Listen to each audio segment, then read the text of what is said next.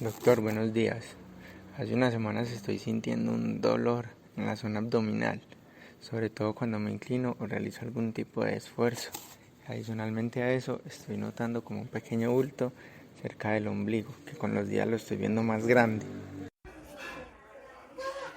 ¿Y ha tenido de pronto otros síntomas como estreñimiento, náuseas y vómitos?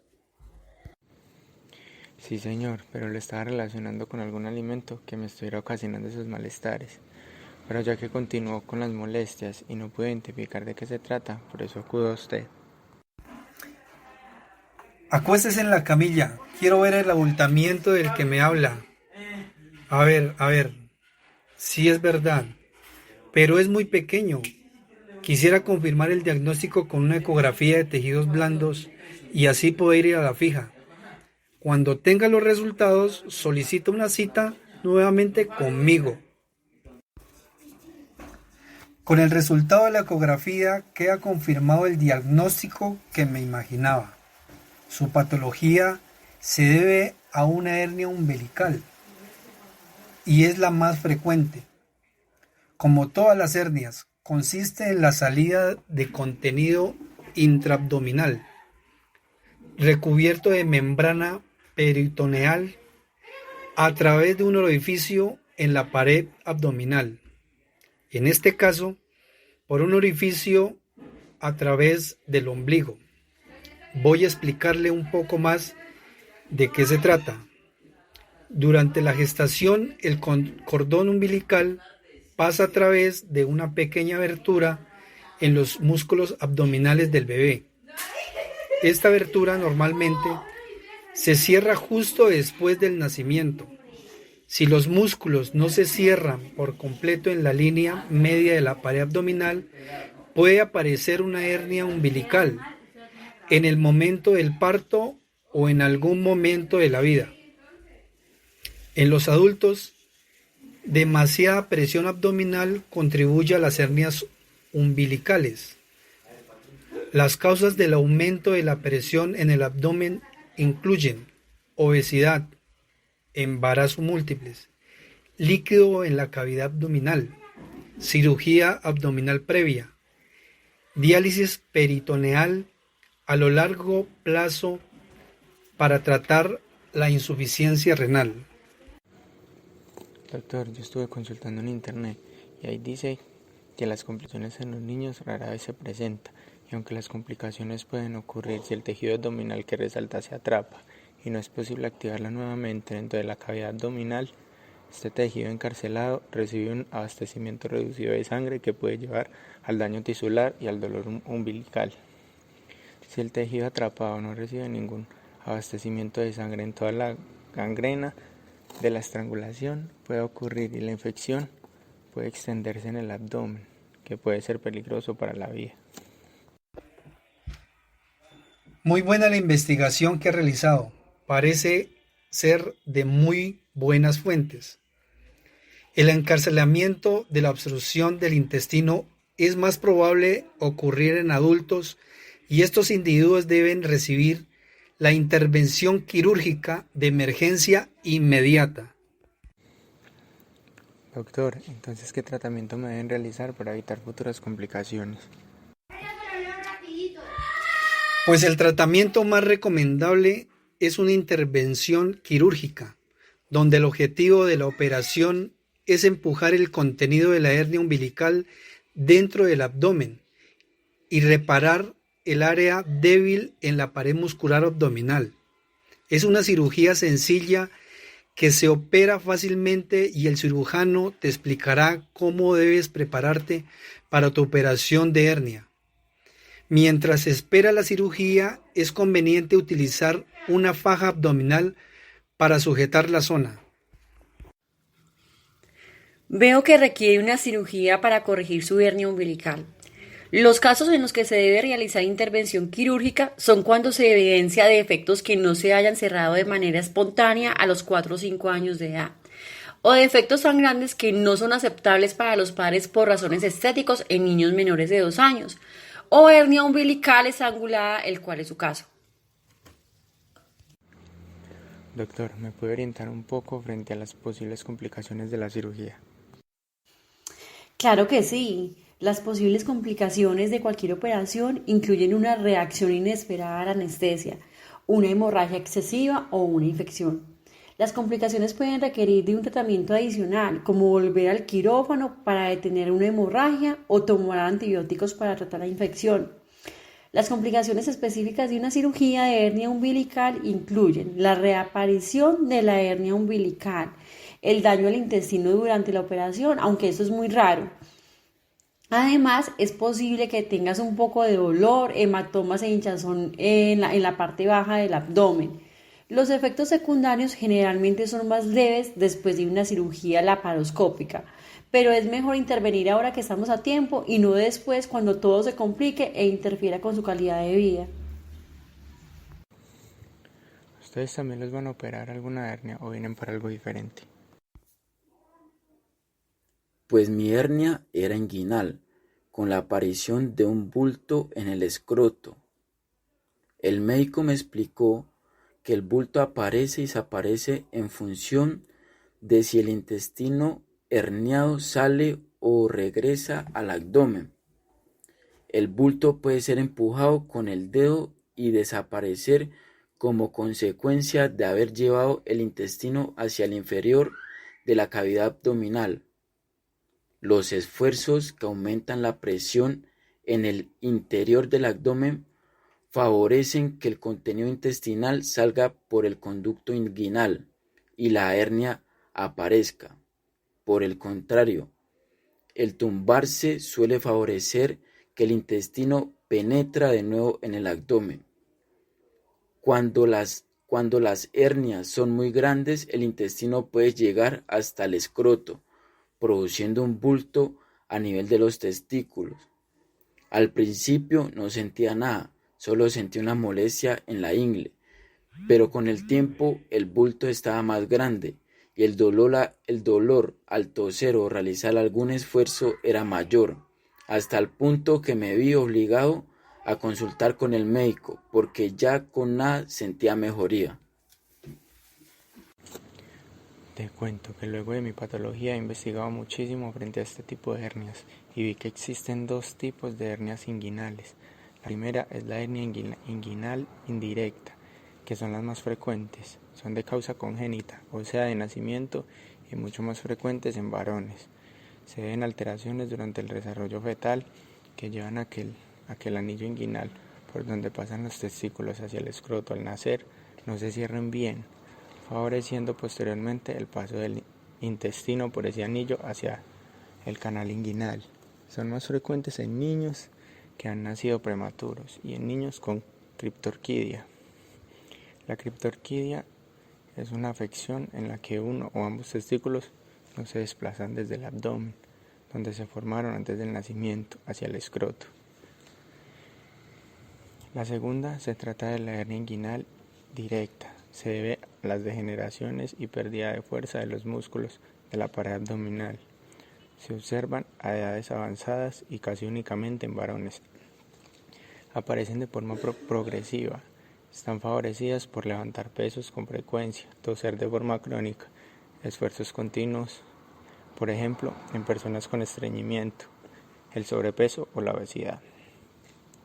Roturas musculares, historia familiar de hernias, presencia de ascitis, líquido en el interior del abdomen, diálisis peritoneal, desnutrición, el embarazo. A mí me la diagnosticaron por medio de una ecografía de tejidos blandos. Para mí no fue necesario realizar exámenes de diagnóstico como ecografías ni TAP, ya que era aparente a simple vista. Sin embargo, el diagnóstico diferencial lo realizaron sobre todo con el varicocele y el hidrocele. Esto lo realiza el médico mediante la comprobación de la existencia de protrusión a nivel herniario, sobre todo al realizar maniobras de esfuerzo abdominal, al toser, etc. Por lo que la mayor parte de las veces la exploración física revela la presencia de la hernia. El médico me explicó que el tratamiento quirúrgico consiste en la reintroducción del contenido abdominal y reparación o reforzamiento de la pared inguinal. Para la realización de dicha reparación o herniorrafia existen varias técnicas que van desde la utilización de los propios tejidos como músculo, fascia, etc. para restaurar la integridad de la pared abdominal hasta la utilización de prótesis o mallas artificiales que ejercen dicho papel. Uno de los últimos avances en el tratamiento quirúrgico de las hernias inguinales consiste en la reparación de las mismas por vía laparoscópica, especialmente indicada en aquellas hernias ya intervenidas previamente y que han vuelto a reaparecer, o bien en aquellas que de inicio se manifiestan en ambos lados. Entonces, la sugerencia del médico fue que lo mejor era intervenir, ya que la pared intestinal se puede romper por falta de irrigación y provocar una peritonitis. El médico me habló de las complicaciones de la cirugía. Imagino que con ustedes también hizo lo mismo.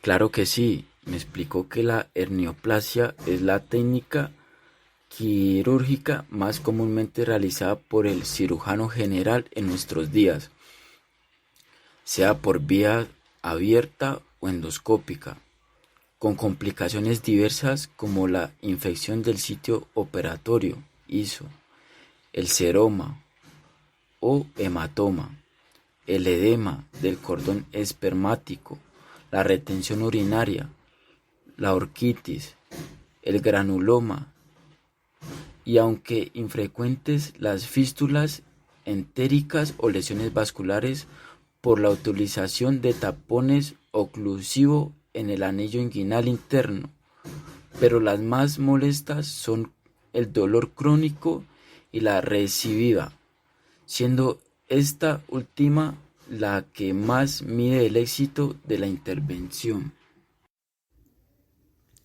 Mi hernia es epigástrica. He tenido 3 embarazos y adicionalmente mi padre se encontraba postrado en cama y como pesa demasiado tuve que hacer demasiada fuerza en sus cuidados.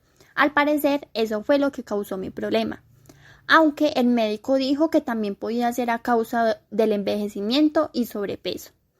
También me explicó de esta patología que se produce a nivel de la línea media entre el apéndice sifoides y el ombligo, por defectos aponeuróticos de la línea alba. Se trata de un desgarro de las fibras entrecruzadas de la zona del abdomen que se encargan de mantenerlo fuerte. Es una forma de hernia abdominal, pero estas hernias provocan la salida al exterior de algún tipo de órgano, como por ejemplo el intestino normalmente, o tejidos. Esto se produce por un defecto de la pared abdominal. Se forma un bulto que se puede ver y palpar cuando sucede este desgarro.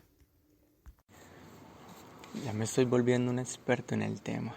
El síntoma principal es el bulto que se encuentra entre el esternón y el ombligo, en la línea alba, que es la línea de medida del abdomen. Mide normalmente entre 0,5 y 1 centímetro.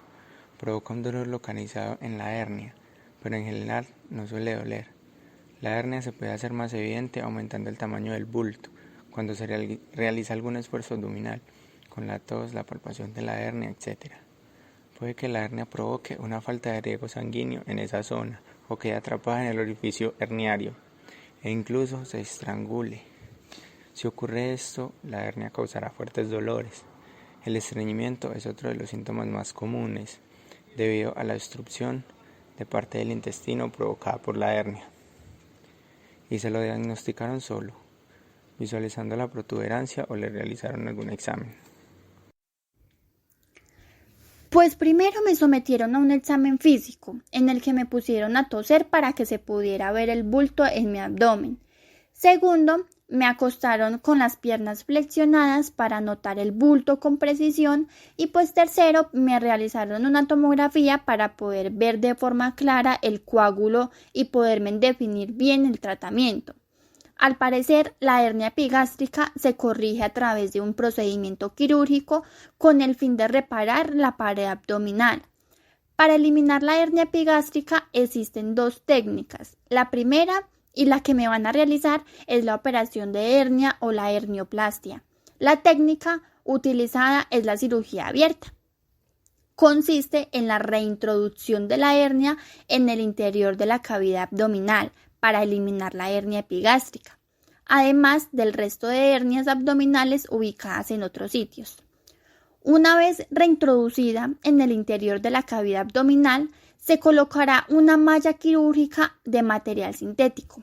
Esto impedirá que la hernia se vuelva a producir y se mantenga fuerte. La intervención dura aproximadamente entre media hora y 40 minutos. Y ya la segunda técnica es la hernioplastia laparoscópica. Esta técnica es utilizada en este caso, es mediante laparoscopia. En la pared abdominal dañada se coloca una malla quirúrgica de material sintético para que se mantenga fuerte y no vuelva a producir la hernia. Es una técnica de invasión mínima y permite al paciente recuperarse rápidamente. En ella se realizan entre 3 y 4 incisiones en la zona.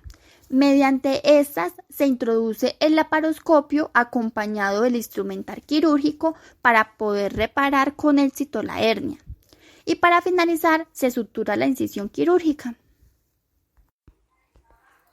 De estas complicaciones que pueden presentarse si tengo conocimiento y consta de fiebre, dificultad para orinar, secreción en el lugar de la cirugía, distensión abdominal, sangrado activo, náuseas, vómito, dolor, infección o infección de la malla.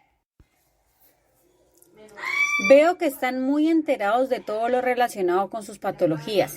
Eso está muy bien. Y para que sigan así de juiciosos voy a explicarles un poco sobre los cuidados de enfermería. Damos inicio con la toma de signos vitales, que se trata de los signos que reflejan funciones esenciales del cuerpo, incluso del ritmo cardíaco, la frecuencia respiratoria, la temperatura y la presión arterial. Por lo que es importante observar, medir y monitorizarlos para evaluar su nivel de funcionamiento físico. Los rangos normales de los signos vitales para un adulto sano promedio mientras está en reposo son una presión arterial que oscila entre 90-60 milímetros de mercurio hasta 120-80 milímetros de mercurio, una respiración entre 12 a 18 respiraciones por minuto, un pulso entre 60 a 100 latidos por minuto y una temperatura promedio de 35,8 a 37,5, considerándose después de 37,5 a 38,5 como febrícula y después de 38,5 como fiebre. Continuamos con la administración de medicación. En este caso hablaremos de los analgésicos y antibióticos. Estos medicamentos son compuestos químicos que se utilizan para curar, detener o prevenir enfermedades, para aliviar síntomas y para el manejo del dolor. Luego de la intervención vamos a valorar la herida y así evidenciar que no tenga hemorragia, seroma o signos de infección. Es supremamente importante prevenir y reducir el riesgo de infección de la herida quirúrgica y va a evitar una posible hemorragia. Aquí debemos valorar que no haya calor en el área de la incisión, que no haya enrojecimiento, que no tengamos una sensibilidad anormal, un edema con un área mayor de 2.5 centímetros, que no haya salida de ningún tipo de secreción por la herida, ya sea sangre, material como ceroso y pus. Tampoco que hayan derrames, hematomas o olores desagradables. También es muy importante controlar la micción. Se define oliguria como una diuresis menor a 0.5 mililitros por kilo por hora. Esta cifra resulta de que un riñón con capacidad máxima de concentrar la orina en pacientes con producción normal de productos nitrogenados requiere de 0.2 a 0.3 mililitros por kilo por hora de diuresis para mantener los niveles plasmáticos normales del BUN y la creatinina. La cifra duplica esta cantidad mínima porque la mayoría de las veces la función renal no está en su capacidad máxima y puede ser que la producción de productos nitrogenados no sea normal. Así como iniciar la tolerancia líquida, el objetivo es identificar síntomas como náuseas o vómitos provocados por el efecto de la anestesia mediante un adecuado reinicio de la vía oral. Y por último, proporcionar conocimientos al alta. Es fundamental informar al paciente y al familiar sobre los cuidados que debe tener sobre su enfermedad al momento que egresa. Explicarle al paciente sobre lo que va a hacer y no va a hacer fuera de su internamiento y los signos de alarma que se deben tener en cuenta.